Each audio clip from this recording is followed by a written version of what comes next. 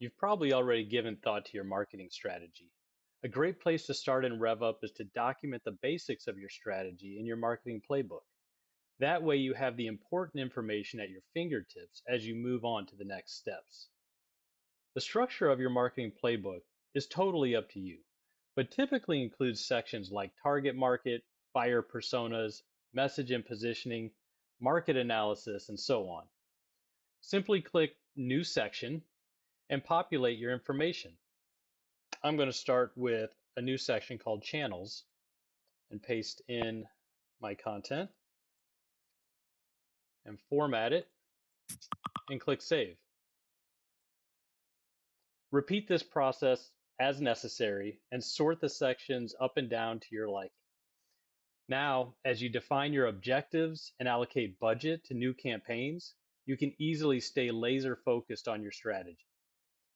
You can also export this information to slides anytime you want to share it with colleagues outside of Revup.